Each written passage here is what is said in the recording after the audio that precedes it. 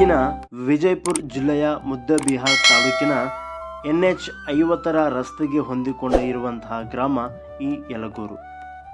ತನ್ನ ಪ್ರಭು ಶ್ರೀರಾಮನ ಆಜ್ಞೆಯಂತೆ ಭಕ್ತರ ಉದ್ಧಾರಕ್ಕಾಗಿ ಲೋಕ ಕಲ್ಯಾಣಕ್ಕಾಗಿ ಈ ಯಲಗೂರಿನಲ್ಲಿ ನೆಲೆ ನಿಂತವನೇ ಈ ಯಲಗೂರೇಶ. ಭಕ್ತರಿಂದ ಹಲವಾರು ಹೆಸರಿನಿಂದ ಕರೆಸಿಕೊಳ್ಳುವ ಈ ಆಂಜನೇಯ ಇಲ್ಲಿ ಮಾತನಾಡುವ ದೇವರೆಂದೇ ಪ್ರಸಿದ್ಧ. ನೊಂದು ಬಂದ ಭಕ್ತರ ಜೊತೆ ನಿಜವಾಗ್ಲೂ ಈ ಆಂಜನೇಯ ಮಾತಾಡೋದಾದರೂ ಹೇಗೆ ಮಾತಾಡ್ತಾನೆ ಅನ್ನೋದು ಎಲ್ಲ ಪ್ರಶ್ನೆಗಳಿಗೆ ಉತ್ತರ ವಿಡಿಯೋದಲ್ಲಿದೆ. ಈ ದೇವಸ್ಥಾನದ ಅರ್ಚಕರು ಹಾಗೂ ಆಡಳಿತ ಮಂಡಳಿ ಅಧಿಕಾರಿ ನಮಗೆ ಹೇಳಿರೋ ವಿಷಯಗಳನ್ನ ಕೇಳಿದರೆ ನೀವೇ ನಿಜವಾಗ್ಲೂ ಅಚ್ಚರಿ ಆಗ್ತೀರಿ. ವಿಡಿಯೋನ ಕೊನೆವರೆಗೂ ನೋಡಿ. ಸಂತೋಷ್ ಪೂಜಾರ್ ಅಂತ ದೇವಸ್ಥಾನ ಸೆಕ್ರೆಟರಿ ಸೇವಾ ಯಲಗೂರೇಶ ಅಂತ ಬರ್ತೈತಿ. ಸಪ್ತಗ್ರಾಮಾದಿ ದೇವಭೂತ್ ಸರ್ವೇಶಾಂ ಗಣಪತಿ ಅಂತ ಹೇಳಿ ವಸಿಷ್ಠ ರಾಮಾಯಣದಲ್ಲಿ ಉಲ್ಲೇಖ ಅದ. ಬಹಳ ಪುರಾತನವಾದ ದೇವಸ್ಥಾನ. ಕೃಷ್ಣಾ ತೀರದೊಳಗೆ ನಿಂತು ಭಕ್ತರನ್ನು ಉದ್ಧಾರ ಮಾಡ್ಲಿಕ್ಕೆ ಅಂತ ಹೇಳಿ ರಾಮದೇವರ ಆಜ್ಞೆ ಆಗಿರೋದ್ರಿಂದ ಈ ಯಲಗೂರೇಶನ ಕ್ಷೇತ್ರ ತುಂಬಾ ಬಹಳ ಮಹತ್ವದ್ದಾಗಿದೆ. ಇಲ್ಲಿ ಸುತ್ತಮುತ್ತಲ 700 ಹಳ್ಳಿ ಒಳಗ ಹನುಮಪ್ಪನ ಗುಡಿ ಇಲ್ಲವೇ ಇಲ್ಲ. ಸೊ 700 ಜನ ಇಲ್ಲಿಗೆ ಬರ್ತಾರೆ. ಹಿಂಗಾಗಿದ್ದಕ್ಕ ಇಲ್ಲಿ ಯಲಗೂರು ಯಲಗೂರೇಶ ಅಂತ ಬರ್ತೈತಿ. 7 ಲೋಕಗಳನ್ನು ಕೂಡ ಅನುಗ್ರಹಿಸುವಂತ ಭಗವಂತನ ಒಂದು ರೂಪ, ಅಂತರ್ಯಾಮಿ ಭಗವಂತ ಇರ್ತಾನೆ ಪ್ರಾಣದೇವರ ಹತ್ರ ಅನ್ನುವಂತ ಒಂದು ದೃಷ್ಟಿಯಿಂದಾಗಿ ಎಲ್ಲರೂ ಯಲಗೂರಿಗೆ ಬಂದಿರ್ತಾರೆ. ಸುತ್ತಮುತ್ತ ಇಲ್ಲಿ ಯಲಗೂರು, ಬೂದಿಹಾಳ, ಕಾಶಿನಿಕುಂಟಿ, ಮಸೂತಿ, ಚಂದ್ರಗಿರಿ, ಅಳಲದಿನ್ನಿ ಅಂತೇಳಿ ಈ ತರ ನಾಗಸಂಪಿ ಈ ತರ 700 ಗ್ರಾಮಗಳು ಬರ್ತಾವು. ಸೊ 700 ನಡಬರ್ಕ್ ಒಬ್ಬನೇ ಆಂಜನೇಯ ಸ್ವಾಮಿ ಇರೋದ್ರಿಂದ ಯಲಗೂರೇಶ ಅಂತ ಕರೀತಾರೆ. ನಿಜವಾಗ್ಲೂ ಈ ಪ್ರಾಣದೇವರ ವಿಗ್ರಹವನ್ನು ನೋಡೋದಕ್ಕೆ 2 ಕಣ್ಣು ಕೂಡ ಸಾಲದು. ಈ ಆಂಜನೇಯ ಇಲ್ಲಿ ಅದು ಹೇಗೆ ನೆಲೆಸಿದ, ಅದರ ಹಿಂದಿನ ಕಥೆ ಏನು, ಅದರ ಕಾರಣವೇನು ಅನ್ನೋದು ಈ ಮುಂದಿನ ವಿಡಿಯೋದಲ್ಲಿದೆ, ತಪ್ಪದೆ ನೋಡಿ.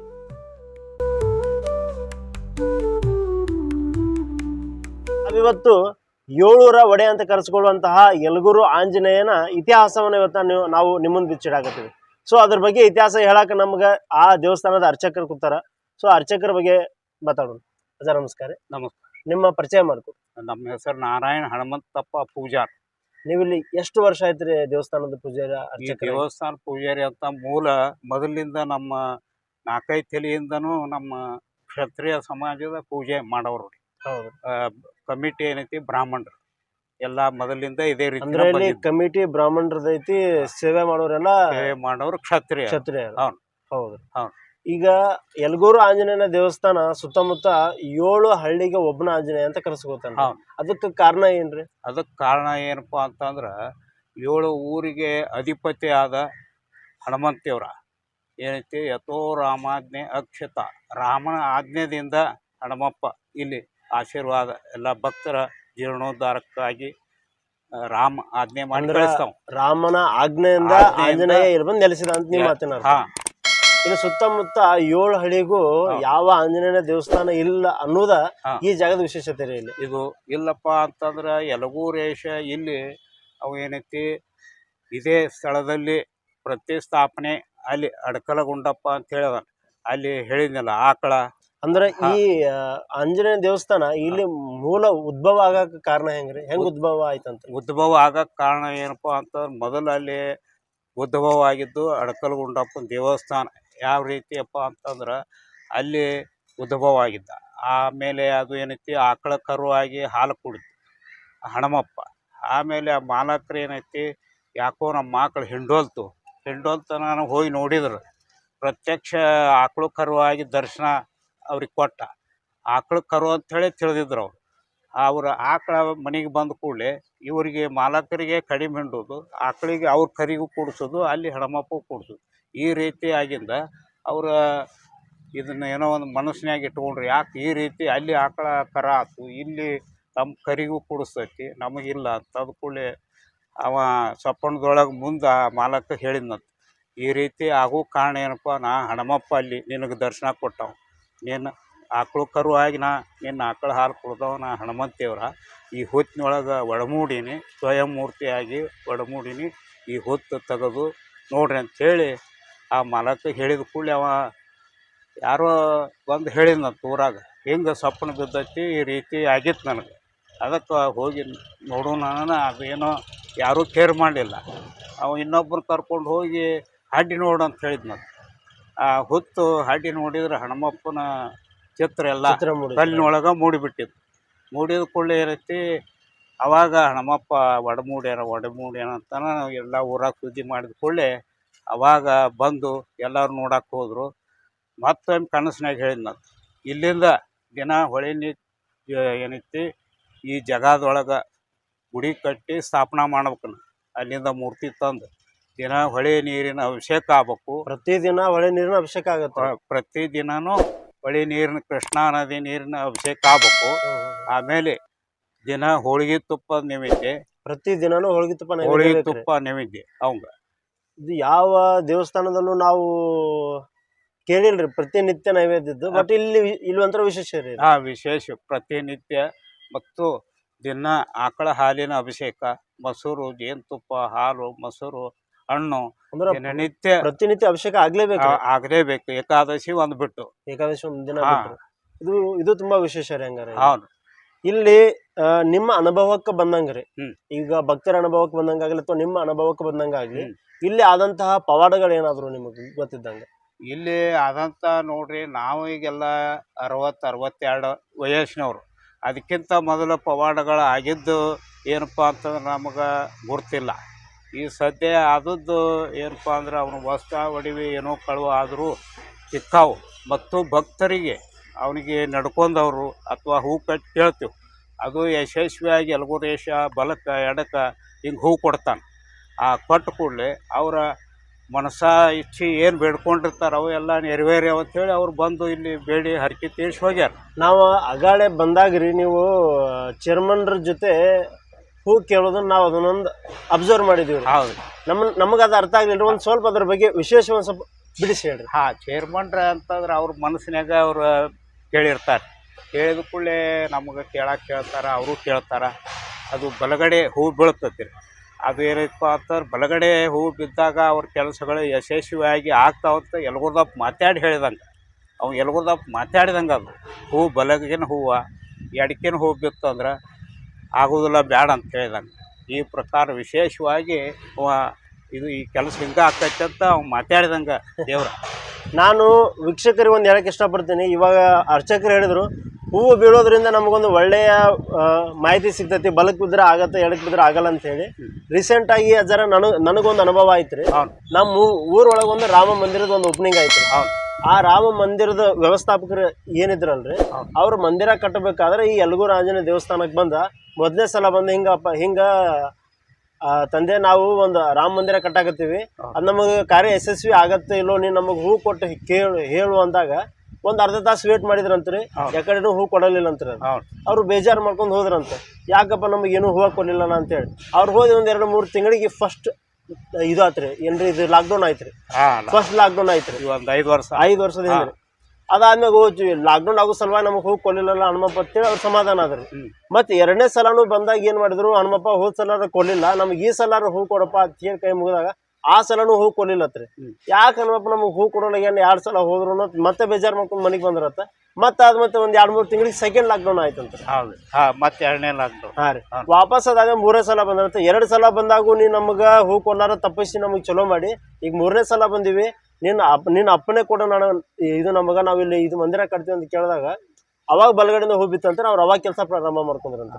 ಅಂದ್ರೆ ಅದು ಏನೈತಿ, ನಿಧಾನವಾಗಿ ಕೆಲಸ ನಡೀತೈತೆ ಅಂತ ಹೇಳಿದಂಗ ಅದು ತಿಳಿಲ್ಲ. ಅದು ಆಗ ಚಾಲು ಆಗೋ ಸಮಯ ಬಂದೈತಿ, ಅದಕ್ಕೆ ಬಲಗಡೆ ಕೊಟ್ಟಾರ. ಎಲ್ಲದೂ ಅದಕ್ಕೆ ಅನುಕೂಲ ಆಕೈತಿ, ಎಲ್ಲ ಗುಡಿ ಕಟ್ಟಾಕ ಎಲ್ಲದೂ ಅನುಕೂಲ ಆಕೈತಿ ಅಂತ ಹೇಳಿ ಆಶೀರ್ವಾದ ಮಾಡಿ ಅದಕ್ಕೆ ಎಲ್ಲದೂ ಸುಸೂತ್ರವಾಗಿ ಆಗೈತ್ರಿ. ಯಾವ್ದು ಬಾಗಲಕೋಟೆ ಜಿಲ್ಲೆ ಬಿಳಿಗಿ ಅಂತ ಬಿಳಿಗಿ ಮಣ್ಣೆ ಆತಲ್ರಿ.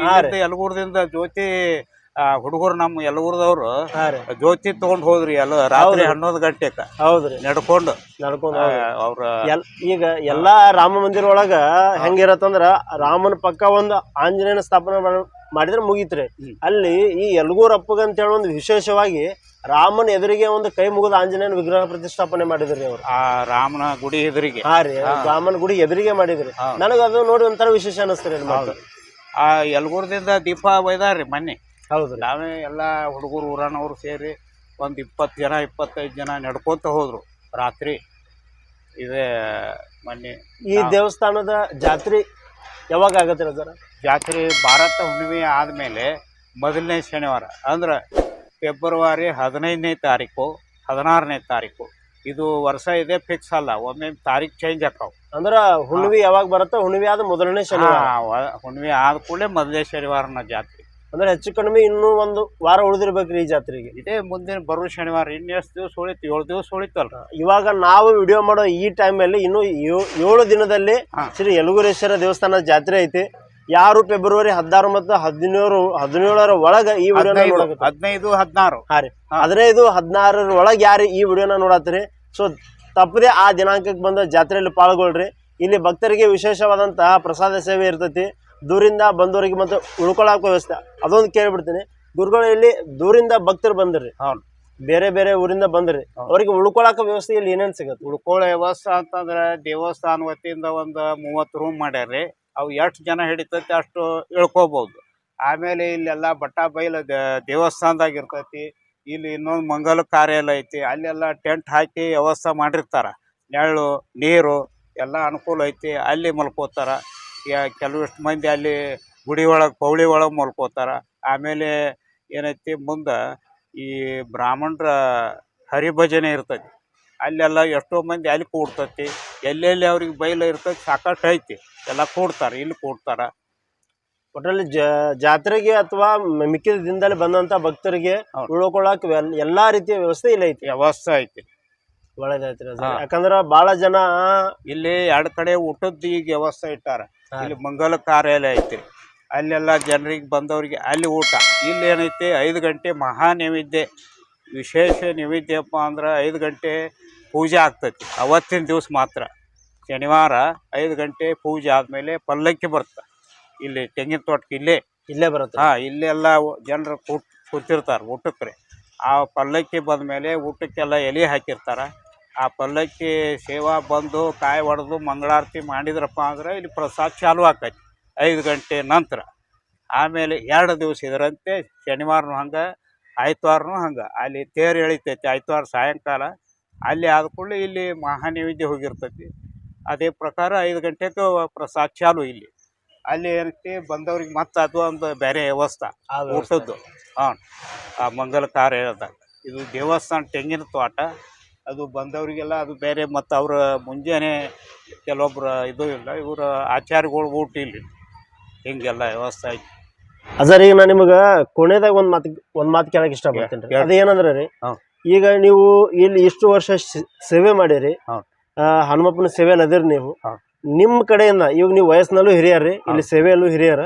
ನಿಮ್ಮ ಅನುಭವದ ಮ್ಯಾಗ ಬರುವಂತ ಭಕ್ತರಿಗೆ, ಇಲ್ಲಿ ಬರುವ ಜನರಿಗೆ ನೀವು ಒಂದು ಕಿವಿ ಮಾತು ಹೇಳಕ್ ಇಷ್ಟಪಡ್ತೀರ ಅಂದ್ರೆ ಅದು ಏನ್ರಿ ಅಂತ?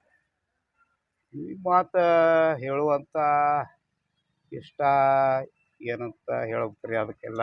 ಅಲ್ರಿ, ಈಗ ನೀವು ಆಗಾಡಿ ನಮಗೊಂದು ಮಾತು ಅಂದ್ರಿ, ಬರ್ತಾರ್ರಿ ದೇವಸ್ಥಾನದ ಮುಂದೆ ಬರ್ತಾರ, ನಾವೇನೋ ದೇವ್ರ ನಮಸ್ಕಾರ ಮಾಡಕ್ ಹೋಗಾರ ಅಂತೇಳಿ ಕಳಿಸ್ತೀವಿ, ಮೊಬೈಲ್ ಹಿಡ್ಕೋತಾರ, ಹಂಗ್ ಮಾಡ್ತಾರ ಹಿಂಗ್ ಮಾಡ್ತಾರ ಅಂತ. ಹೆಂಗಂದ್ರೆ ಅದ್ರ ಬಗ್ಗೆ ಏನಪ್ಪ ಅಂತಂದ್ರೆ ಬರೋದು ದೇವರ ಕಡೆ. ಈಗ ನಾವಾಗಲಿ ಅವ್ರು ಬರ್ತೇವಪ್ಪ ಅಂದಮೇಲೆ ಮೊದಲು ನಮಸ್ಕಾರ ಮಾಡಿ ಒಳಕ್ಕೆ ಬಿಡ್ತಾರಪ್ಪ ಅಂದಮೇಲೆ ನಮಸ್ಕಾರ ಮಾಡಬೇಕು, ಬರಬೇಕು. ಫೋಟೋ ಗೀಟೋ ಎಲ್ಲ ರೀತಿಯಲ್ಲಿ ಹೊರಗಡೆ ನಿಂತು ತಗೋಬೇಕು. ಆದರೆ ಏನೈತಿ ಅವ್ರು ನಮಗೆ ಬೇಲಿ ಆಮೇಲೆ ಇದು ಅಂತ. ಆದರೆ ಒಳಗೆ ಬಂದಾಗ ನಮಸ್ಕಾರ ಮಾಡಿ ಹೊರಗೆ ಹೋಗ್ಬೇಕು. ಅದರಂತೆ ಎಲ್ಲರೂ ಮಾಡ್ಕೊತ ಹೋದ್ರೆ ಬಂದವ್ರಿಗೆ ಹಿಂದವ್ರಿಗೆ ತೊಂದರೆ ಆಗತ್ತೆ. ಅದಕ್ಕೆ ಹಂಗೆ ಇದು ಆಗೋದು ಬೇಡ.